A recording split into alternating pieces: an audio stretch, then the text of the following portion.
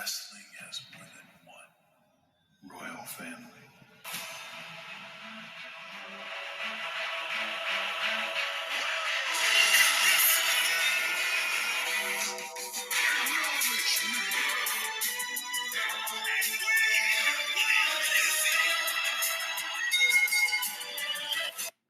What is up, guys? Welcome back to Wrestling Crossroads. As always, I am one half your dynamic duo, Twisted, alongside Brother Pyro. What's up? What's up? What's up?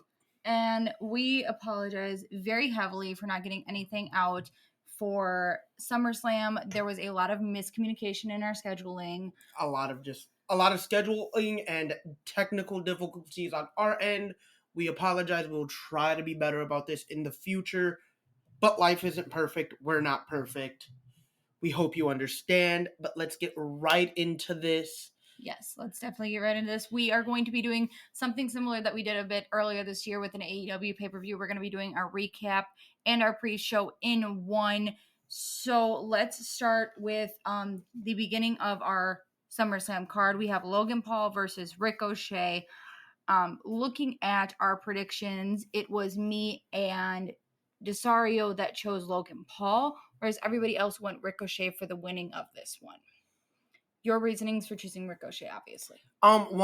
Once Logan made it personal by, bringing in real life fiance Samantha Irvin, I thought, book Ricochet to win, maybe continue this going forward because I knew I was really excited about the match. The build wasn't all that great, but the match itself I knew was going to be absolutely fantastic because both are such talented athletes. And since it is SummerSlam, one of our big four, when we have discussed this, you actually have grades on these two. Yes, so. I do. We'll get to that after we discuss definitely. The actual match. I knew, like I said, I was super excited for this match, even with the not so great lack build. Of build, yeah. Because again, I know what these two guys can do in the ring, and it is nothing short of magic. And putting them together was the right call, and I want to see them do it again. Yeah. So, my reasoning, obviously, for going Logan Paul was more or less that, he's the megastar in this bout between the two. So why, necessarily book him to lose? Although, yes, you could book him to lose and continue this. And I was going to say, book win or lose, like, it wasn't going to hurt his brand anyway. Yeah, exactly. He's there to bring in more eyes. So picking up the win was a Mr. Logan Paul via use of the brass knuckles. Which is why I can still see this feud continuing. Yes. Because he couldn't beat him clean. And that'll be the thing that Ricochet brings up. And Michael Cole pointed out a really good thing. It's bad enough he's already got an unfair advantage with the titanium screws in his hand. Mm-hmm. So that with the brass knuckles? Like, really, bro? All of that just to beat Ricochet? Really, all that because he couldn't do it on his own. Exactly. And your grade for this is a B. It could have been an A simply because of how well it went, but the way it ended really screwed it up. Okay. That ending is what killed it from being a solid A- match. Mm-hmm. A to A- match. Because again, you look at the match in its entirety. I look at the match in its entirety, and Michael Cole even said it on commentary. It was a great match, but that ending was bullshit. All right. Take us into the next one. Cody Rhodes, Brock Lesnar, Part 3. The saga continues. The saga ends. Cody is determined to end this, move on from Lesnar, and get back to finishing his story.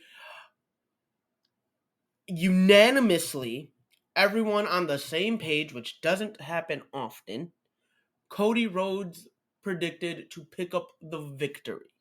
Mm-hmm. Do you want to take us into the match itself, love? So, before the match came up, we did get to see bits and pieces of what they had done beforehand. The first two matches between them where Cody picked up the win, then Brock picked up the win. We went into this match knowing that it was going to be very hard hitting as they were at 1-1 and they wanted to finish this. So the match itself was pretty one-sided for a majority of it. Brock got the upper hand really easy and really showed Cody kind of what he's been known for. Exactly. Not letting Cody not get any really offense. Offense, like right out the gate, Lesnar really showing who Lesnar is. I think that played really well into the story, though. Yeah. I still remember reading about an interview that he did not too long ago about how, like, the first time they squared off, he was worried about the height difference. And then, so he was trying to work the camera a different way to, like, let it not be noticeable. And then he was like, wait, we're about the same height. He's just 3 times wider than I am. So we can actually make this work. And you know what? All 3 matches have been really, really good between them. Agreed. I fully intently agree on that. You know, they've done a really good job of showing how dominant Brock can be and how resilient Cody is. Exactly. So, you know, there was a point in this where we didn't think that Cody was going to make it in at the 10 count, or before the 10 count, I should say correctly. We didn't think he was going to make it in. Brock would have taken a count on victory. Brock would have taken any type of victory with this. But let's be real. Lesnar really didn't want to settle for that, because you notice referee got to 8 with one of those counts, and Lesnar was like, screw this, I'm going outside to keep fighting him. And they kept the fight going outside, forcing the ref to restart the count. And then got back in, yes. Yes. But you can tell Lesnar would have settled for the count out, but he would have preferred not to, which I think was great on his part. So closing moments, we actually see Cody lock in the Kimura on Brock. Didn't force Brock to tap out or anything, but it took, if I'm not mistaken, 3 crossroads after 2 Cody cutters and a disaster kick to get Brock Lesnar down. The ultimate winner, this is your match. Cody Rhodes. And your grade. Before I get into the grade, I do want to point out, not only did it take all of that, but it took Lesnar going into the exposed turnbuckle. Yes. In which Cody ripped off the pad. And a shot with the steel steps that should have forced a disqualification. Touche. Yes. The inconsistency there. They pulled a page out of AEW's playbook. I'm not. But that should have been a disqualification. Agreed. Nowhere did it state no DQ, no holds barred, whatever. A stipulation that would have warranted legal use of Cody picking up the steel steps. Yes. And using them.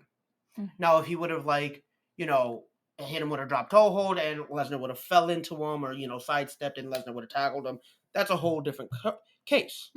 Agreed. And for the inconsistencies that those were, yes, I gave this match a C. I can totally see the, you know, the grade being what it is for the reason like that it was a solid match through and through. Lesnar doing Lesnar things about whatever he wants, by the way, and giving him the show of respect at the end was great. Oh, yep. Because that wasn't part of the script. That wasn't part of the plan. Lesnar was just like, I'm going to do what the hell I want to do because I'm Brock Lesnar. Because even Triple H during the press conference said, yeah, no, that moment wasn't. Yeah, it wasn't scripted, it wasn't planned. The showing of respect, the kind of passing of the torch almost, was great. I'm really excited to see what's next for Cody. And I want your opinions on that one. Because I want to know what you think is next. Like, who do you think is the next big feud? Because you know they're going to try to drag him and Roman out. Till at least Mania. So it's going to be a little bit. Personally like. We have about 8 months. Personally, I'd like to see him go against Drew McIntyre. I don't know why, but I feel like that would be a really good feud. Okay. That's just, again, me personally. I just think it would be a really nice thing. I know Drew's locked in his own thing right now. Yes. But I'd like to see that match. You know? Right. Going into our third match, we actually have the SummerSlam Battle Royal, which I thought was either going to open up the show or was going to be on the kickoff show. But I guess not. I know why Logan Paul and Ricochet opened up the show. Yes. I believe he made it in time for his brother's fight. I don't know the results of his brother's fight, but I don't care. Whatever. So going into this, we are a little scattered, but some of us kind of stay the same on our predictions. Me, you, Flash, and Hex have all chosen LA Knight for obvious reasons. SummerSlam was going. Yeah.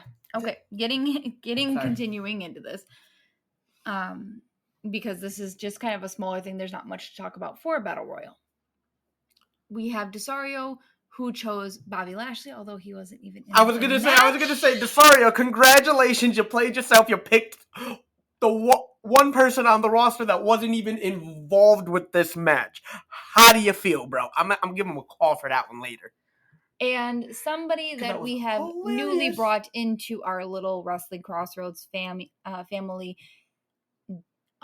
Cauldron, I completely blanked on the name for a second. Sorry. Chose Tommaso Ciampa to win this one. I feel like there was no real right or wrong answer for this. Yeah. You were just throwing out a name because you didn't even know who was outside of like two people. You really didn't know who was involved in the match. So picking up the win, obviously, to nobody's surprise, was LA Knight. Yeah.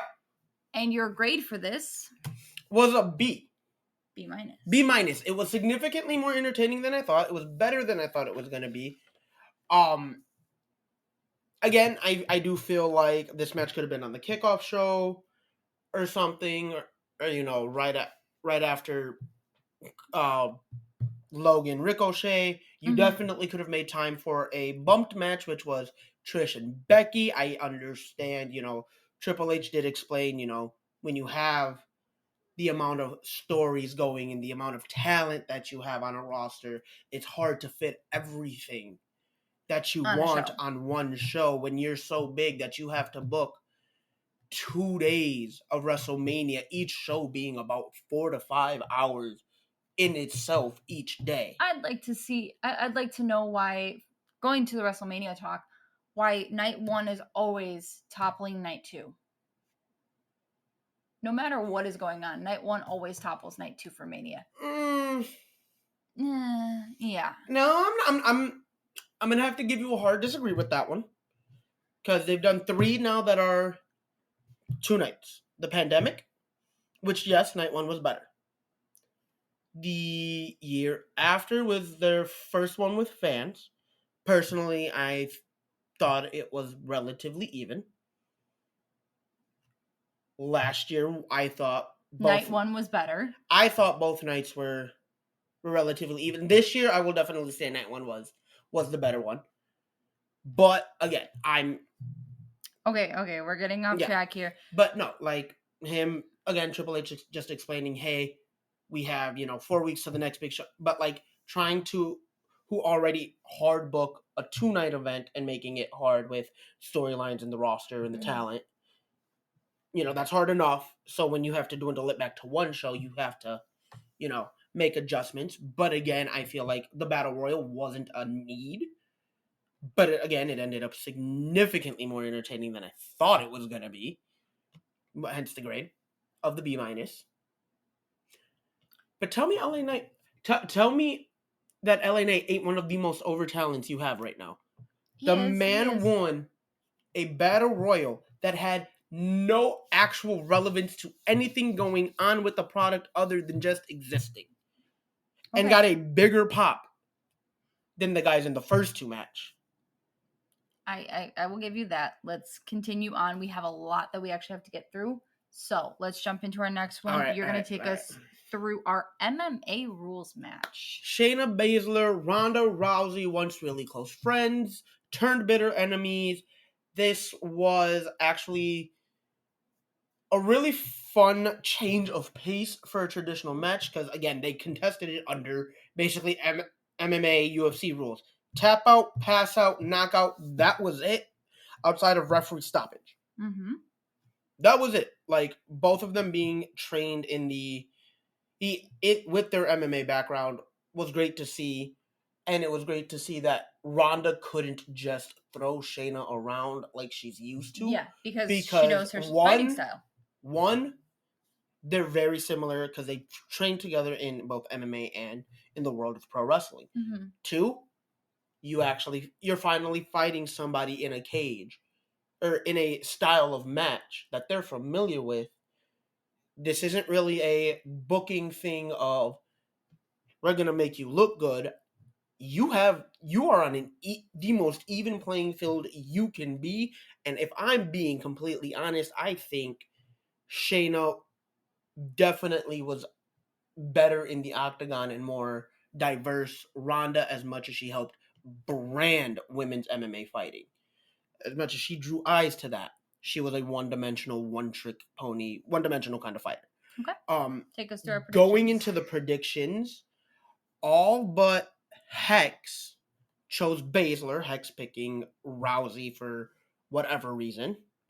I know mine and Desario's reasoning are for Baszler was you send Ronda out on the loss because she contract is coming up. She wants to return to the UFC. So, you know what? This is how you write her off. I don't know if you have Hex's reasoning. I don't know if you have your own reasoning. So Hex's reasoning for choosing Rousey is she believes that she's the better fighter of the two. And, be that as it may, that's her own personal reasoning. And that's why I'm not. So I'm going to take us into the winner and your grade. Going into the winner, it was Baszler who won on one arm because she got injured relatively early. Mm-hmm.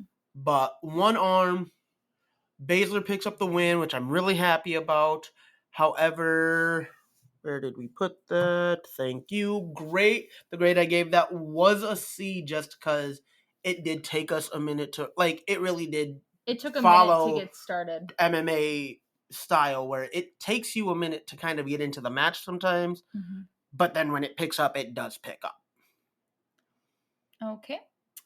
Jumping into our next match, we have the IC Championship, Gunther versus Drew McIntyre. Now, here's the funny thing. You were the only one that chose Gunther to win this. You were the only one that predicted Gunther to retain his championship. This match, we knew it was going to be hard-hitting. We definitely did. We knew what was coming out of this match. We've seen this before. This was absolutely beautiful. Either man dug into their bag of tricks to pull out whatever they could. And they did a beautiful job at this. I'm not going to go too much into it because, again, we've seen this bout before. We have a lot that we have to get through with this. Very hard hitting. I'd love to see it again. Picking up the win and retaining his championship, Gunther. And your grade was? A B. To break down my grade, I thought the match did do a good job of telling the story. We all know, given some other stuff going on backstage, really this wasn't supposed to be Drew McIntyre's moment or spot, which is why we got. But here we are. Whatever. I'm not mad about it. I also just feel like there's more to unravel here. Agreed. All right. Take us into our next match. Triple threat. No, I'm sorry. World Heavyweight Championship. Rollins Balor, 7 years in the making. To the day. To the event. Well, yes, same thing. I'm really happy to see that we were able to culminate, this moment. Mm-hmm. Get this rematch. Desario was the odd man out and is the only one that picked Balor. His whole reasoning is he had Balor because he was really looking at seeing more tension between him and Priest. Yes. And divide in the Judgment Day. What better way to do that than put the strap on? On Finn, yes. On Finn, with Mr. Money in the Bank being your right hand. Mm-hmm. I agree. All of us chose Rollins, obviously. Take us a bit through this match. So first off, let's open up the fact that Rollins made his entrance in the same jacket that he wore 7 years ago to crown the inaugural Universal Championship. Mm-hmm. And we also got the arm paint from Finn of where his pec was torn. Yeah, because it read 7 right across the pec. So both men kind of setting themselves some reminders of what this match is. What this really was, what this meant to both of them. Mm-hmm. And Rollins being the guy that he is, the mind games didn't necessarily surprise me. They were actually kind of fun because he's really good at those. Mm-hmm. But you can definitely tell he was living in Balor's head with that vest. I personally wish he just would have went full out 7 years ago. I agree. Updated attire. I agree. But these great match through and through. You knew Judgment Day was going to get involved, and sure enough, not only did it happen, it happened a few times. Priest giving Balor causing distraction, giving Balor the briefcase a few times, like, hey, use this. Balor kind of like, not right now. This isn't the moment. Mm-hmm. The interference of Dom and Rhea quickly being taken care of, might I add. Mm-hmm. But ultimately picking up the win, because he should have, was Seth freaking Rollins retaining his World Heavyweight Championship, and you could tell you saw if the biggest story wasn't even in the ring. It was Priest on the freaking outside. Because that look of, I offered you the briefcase, not once, not twice, but 3 times, and you said no the first 2, and the final time that you get the briefcase, I distract the ref so you can use it, and you still manage to fumble the play. What? Balor, get it together, bro. Get it together, because, like, I don't see there being another match. Oh, I do not, like, at this point, this chapter in that story is officially done. Time for Rollins to move on. Time for Balor to find something new. Mm-hmm. Because that's it. You had 3 chances. 3 chances at that time. Like, you're done. Give them your grade.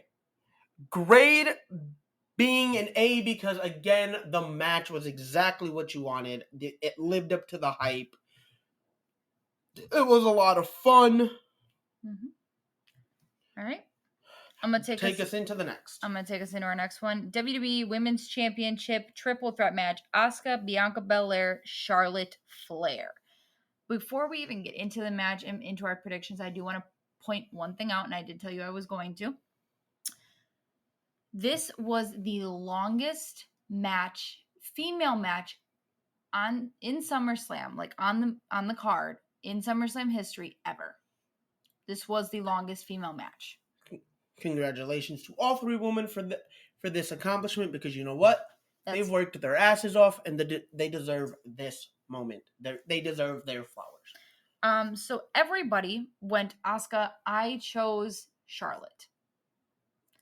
My reasoning being, it is Charlotte. This is a pay-per-view she is 5-0 at.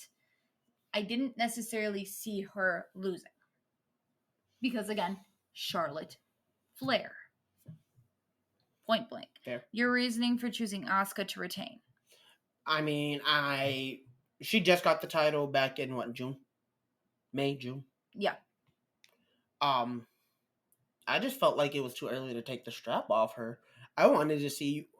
I want to see, how far she can go. Go with this. Like, how far can they make this work? Because you know what, Asuka as champion was working.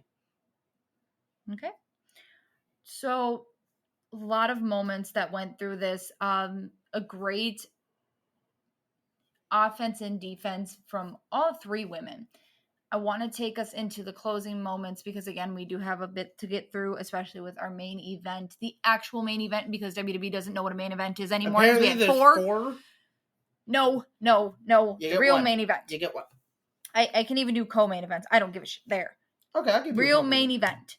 We have a lot to get through when it comes to that, so I'm going to go through this really quick.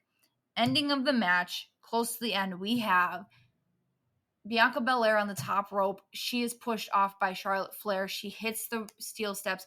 I want to point out beautiful acting, but a little over the top there. Yeah, I was gonna say the same thing. Like a little excessive. A little bit much. Girl, dial it back.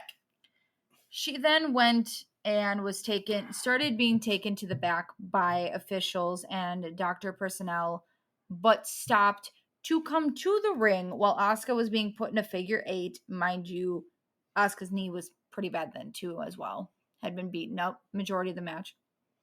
To hit a 450 off the top rope. How are you going to be that stable when you could barely walk with doctor personnel to the back? We knew it was acting. You You kind of did a bit much. I mean, granted, she played into it a little bit by struggling to get to the top rope. But still, like, if your knee was really that far gone, if you really are operating on one leg, that's not a moment that you have. No. Anyways, Charlotte Flair then tries to... She then stops the obvious submission that Charlotte Flair has Asuka in. Charlotte then puts Bianca in it in the same submission after a bit of scuffling and a bit of bad back and forth because we all knew and saw the botches there. We finally see Bianca Belair being put into the figure 8. Asuka takes the miss to Charlotte's face, but picking up the win, your new WWE Women's Champion, Bianca Belair. Your grade for this? The overall match was a B. The finish I gave a D, and let me explain why I broke it down into 2 grades. The match itself was really good, really fun. Again, about as great as you can get in a triple threat match involving these 3 women. You really win while you're locked in a submission, though, with a roll-up? Exactly. With a roll-up? What? What? I'm sorry, but that finish made no sense. Like, what? We have a lot to get through. So, ending out this, Bianca Belair now becomes the longest reigning champion and has the shortest reign at 96 minutes. 95 seconds. I thought it was 96 when I had seen it earlier. Nope, it was 95. After this, after Bianca obviously is crowned your new champion, out comes IYO SKY and Bayley of Damage Control to clear the outside of the ring, the inside of the ring, and IYO cashes in. Successfully becoming your new WWE Women's Champion. And your grade on this? Was definitely an A+ because they did everything right with how the cash-in worked, the storyline of her return a year ago to her crowning moment a year later. I have been saying it since her days in NXT. IYO's going to be a champion on the main roster, and if anybody says otherwise, please argue with your mama because you're wrong. All right. Let's get into our very last match. Undisputed WWE Universal Championship, Roman Reigns, Jey Uso, Tribal Combat. Now, please take us into what Tribal Combat means before I get into it. Tribal Combat originally means that it is a no holds barred, anything goes, but they had a special stipulation on this. Family doesn't get involved. It needed to be one-on-one, weapons encouraged, but one-on-one, me, you, done. That's it. Nobody else. Take us into our predictions. Myself and Desario picking Roman because we don't see Jey being the guy to dethrone him, especially because you know what we're building to at Mania. And let's be honest, Jey is one of those superstars that is great for the chase, but I don't think would be great as a solo champion. And I think that is just because he's been the tag team guy for so damn long that it's hard to picture him as an individual star. Everybody else picked Jey Uso because I'm pretty sure you all wanted to just see that moment finally happen. He overcomes the mental and physical abuse suffered by Roman. Agreed. Yeah. Wanted to see somebody other than Roman be in that spotlight, but it's not his time. It's not. Okay. I mean, yeah, that was kind of my reasoning. Hex's I'm pretty sure that was enough said. I'm pretty sure that was everybody's reasoning. In reality, I'm not a mind reader, but given this moment, given this storyline, and given that I talk to all of you on a very regular basis about how this is going, I'm pretty sure just throwing it out there, this is me throwing a dart in the dark. No, it's not. And it's sticking pretty damn close to a bullseye. No, it's not. You are full on in front of there, just poking it into the middle of the bullseye. Shut the hell up. You know exactly what you're talking about. Let's talk the match. I know all of you. Let's talk the match. Let's talk the match. Let's talk about how this match was All right, let's talk about how this match was definitely exactly what you expected. Carnage and physicality at every turn. However, it didn't come without its interferences. First with Solo, and then to end the match, the swerve of Jimmy, which makes no sense, but kind of does, but really doesn't. And I'm going to explain why it kind of does. But Jimmy ultimately costing his brother Jey the match. Roman picking up the victory as Universal Champion and the title of Tribal Chief, head of the table, because that everything was on the line. Grade giving it a B because, again, the swerve at the end of Jimmy getting involved wasn't needed, but again, it kind of does make sense if you think about it. I have one thing I have to say, and it has been put all over social media. The stipulation that they made, completely out the freaking window. Yep. Why? I personally think it's Jimmy being, 19 minutes older. He wants to be that guy, but also, like, I don't know what else to say about it. But overall grade, B. Overall show grade, I'm going to give it about a B because, again, factoring in every part of the show, it was really fun. It was really great. I'm not disappointed with it, but I feel like there could have been a lot of things done differently. Tell them when we come next. Okay, end of the month, all in. I'm like, I don't know when we come next. You're the one that does all that. August 31st from London. AEW's All In. By the way, I love that Tony Khan did put out that invite to Triple H to say, like, hey, come say that I'm a secondary promotion to my face. Because he'd do it. Because he is. But that's the next time we come to you. We hope you guys enjoyed the weekend, enjoyed the show. And before we go, I got one thing I got to say to you. Happy 25th birthday, my dear sister. I told you, just like I gave Hex a birthday shout out on the podcast, I'm going to give you one. I absolutely love and adore you. Thank you for a year of success with this podcast. Thank you for making this dream of ours a reality. I love you, and I hope today is a lot of fun for you. We shall see. We come back to you August 31st for AEW All In.